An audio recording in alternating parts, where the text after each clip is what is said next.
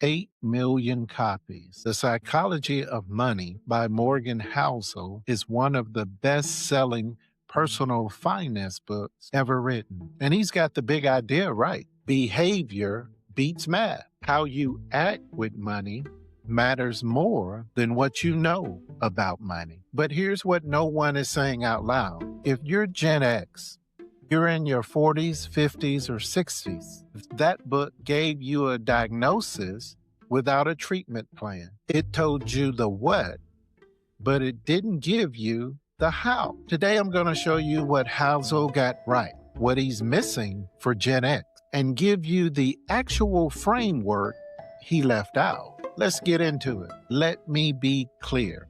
I'm not here to trash the book. I think it's one of the most important personal finance books ever written in the last 20 years. Housel got two things right. First, behavior matters more than spreadsheets. He tells the story of Ronald Reed, a janitor, gas station attendant. He made $8 an hour for most of his life, yet he died with $8 million, not because he was a genius investor, because he was patient. He bought good companies and never sold. Meanwhile, a Harvard-educated Merrill Lynch executive went bankrupt because he overspent. Same economy, same stock market, totally different outcomes. The difference was behavior. Now, Housel didn't invent this idea. The scriptures, particularly in Proverbs, told us thousands of years ago, the plans of the diligent one surely leads to advantage. That's Proverbs 21:5.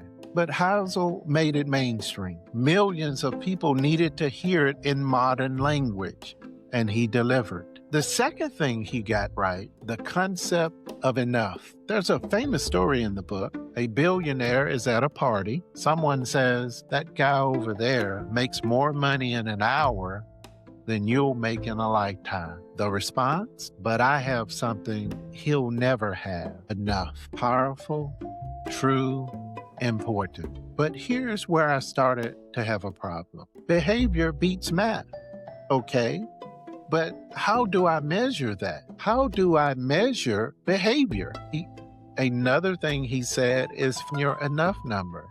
Okay, what's the formula? He also says everyone is playing a different game.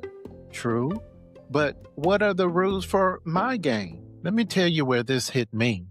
I was in my early 50s, going through a divorce, basically starting over financially. I understand that behavior matters. I believe that. I've been studying scriptures and also money for over 30 years. But when I sat down to figure out my life, I had no idea if I was making progress or just spinning my wheels. My bank balance was low. Well, that's a math measurement. My anxiety was high. What's the measurement for that? And here's what I realized. You can't manage what you can't measure. So why are we measuring money and not peace? And this problem is worse for Gen X. Let me tell you why.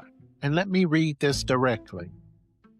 According to the Schroders 2025 U.S. Retirement Survey, Gen X estimates that they need $1.1 million to retire comfortably. They expect to have $711,000.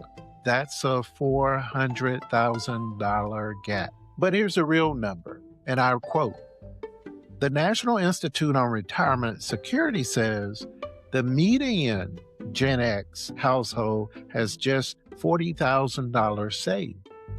Not average, median. Half of us have less than that. 69% of Gen X workers say that they are behind on retirement savings. 47% say they're significantly behind. That's more than any other generation. Only 14% of Gen X has a pension. Boomers, 56%. And 53% of Gen X are worried about outliving their savings. Meanwhile, we're in the sandwich generation. We're supporting aging parents and adult children at the same time. Nearly a quarter of Gen X people have borrowed from their retirement accounts just to keep up. So when Housel says that behavior matters more than math, we agree. We nod. We believe him. But then we close the book and think, okay, I'm 55. I've got maybe 10 to 15 working years left. My mom needs memory care. My son just moved back in, and I need an actual plan, not a philosophy. Housel gave us the diagnosis, but he didn't give us the treatment plan. That's the gap. So I built the measurement system that was missing. It's called the Peace Index. It's not a replacement for tracking your net worth. It's the other measurement, the one that tells you whether your money is actually serving your life or just giving you a number to stress out about. Here's how it works. Rate yourself from 1 to 10 in 7 dimensions. Number 1, security. Could you handle a $2,000 emergency without panicking? Not ideally. Actually, right now, could you handle that? If your car breaks down tomorrow, what happens to your stress level? Number 2, clarity. Do you know within $100 what you spent last month? Or is money simply disappearing and you don't know where it goes? Number 3, progress. Are you moving forward? For instance, in regards to your saving, are you saving at least $50 a month? Are you doing it? Number 4, freedom. Can you say no to the dinner that you can't afford? Could you say no to the gift that would sink you? If you say no and feel shame about it, your score is going to be low on this one. Number 5, generosity. Can you give without anxiety? This is what Housel's enough number points to. But can you give freely if it makes you panic? Number 6 is alignment. Does your spending match your values? If you say family matters most, but your credit card says something different, that's a gap. That gap is causing you peace. Number 7, rest. Can you sleep? Or does thinking about money wake you up at 3 a.m.? So on the peace index, that's either a 1 or 2 score. If you're sleeping good, you're scoring higher on that. So add up all your scores, divide them by 7.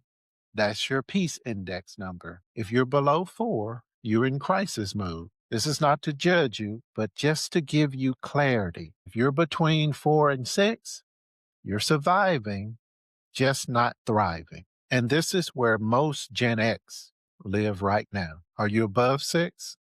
You're building something real. Above 8, you may have more peace than money. And that's which is exactly what Hazel said actually matters. Same income, same bills, different peace index score. That is what we should be measuring. You can download a free copy of the Peace Index from my website, richwithouttherush.com. The link is in the description. Now let me show you what it looks like in real life. Mark is 52, project manager, makes $95,000 a year. On paper, that sounds fine. In reality, his mom has early stage dementia. His daughter graduated from college with $38,000 in student debt and needs to move back home. His wife wants to quit her part-time job and help out with his mom. Mark has $45,000 in his 401k. When Mark first took the Peace Index, here's how he scored. For security, he scored a 3. So he's just one emergency from a disaster. For clarity, he scored a 2. He had no idea where $1,400 was going every month. For progress, he had a score of 2. He hadn't contributed to his 401k in 8 months. For freedom, he scored a 4. He was saying no to things, but he was feeling guilty about it. For generosity, he scored a 3. He wanted to give to charity, but he couldn't without stressing. For alignment, he scored a 4. What he said mattered didn't match his spending. For rest, he scored a 5. He could rest, but money was always in the background. His total was 23 points. You divide that by 7. His peace index score equaled 3.2. That's crisis territory. Now, here's the thing. Mark didn't get a raise. He didn't inherit money. He didn't find some magic investment. He did 3 things over the next 12 months. First, he got clarity. He tracked every dollar for 30 days.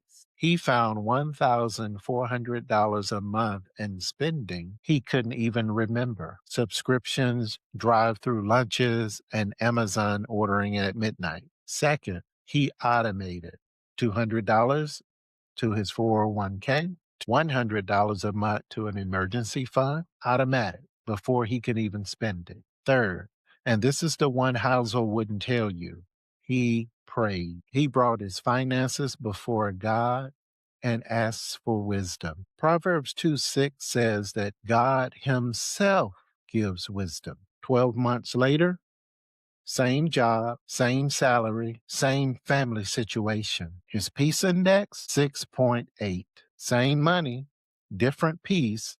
That's the goal. Now, let me connect this to something bigger. In my book, Rich Without the Rush, I teach something called the Tortoise Formula. Direction times discipline divided by distraction equals wealth. Direction is knowing where you're going.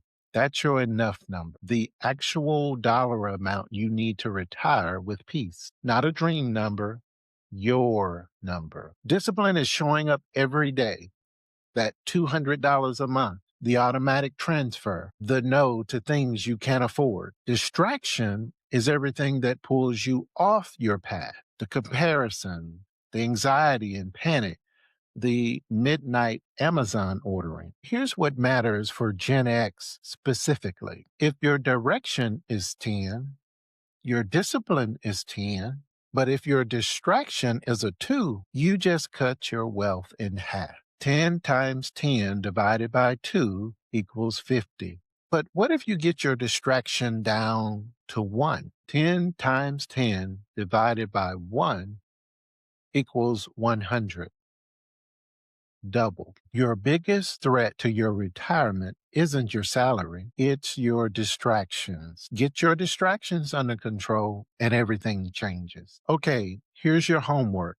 Just one thing. Step 1. Take the Peace Index. You can download a free copy at richwithouttherush.com. It's free, takes 5 minutes, and write your number down. After you take the Peace Index calculation, the one that is the largest number, that's the one you focus on. Don't try to focus on all 7, just the one who's making the biggest impact on your peace. Step 3, do one thing about the lower scoring Peace Index rating. Just one thing. So, for instance, if it's clarity, track your spending for 7 days. If it's security, open up a savings account and automatic transfer $25 there every month. If you score lower in rest, write down the 3 things that's keeping you up at night and share it with someone you trust. One thing this week, that's all. You're not broke, you're just exhausted. And there's a difference. And the peace index is how you prove it to yourself. Here's the bottom line. Morgan Housel wrote a great book. Behavior does beat math. Enough is the right goal. Those things matter. But for Gen X, being in the sandwich generation, looking at your retirement gap, trying to hold together our parents, our adult children, and ourselves, we need more than just philosophy. We need framework. We need a measurement. We need peace. That's why I wrote Rich Without the Rush. That's why this channel exists. And that's why I'm here every week. If this has helped you, please subscribe and share it with someone that needs to hear it. And go take the Peace Index. Next week, we're talking about the enough number, how to calculate the actual number you need to retire in peace, not some dream number or some number a financial advisor tells you, your number based on your life. You don't want to miss that one. I'm Arlie Vann, and I'll see you later.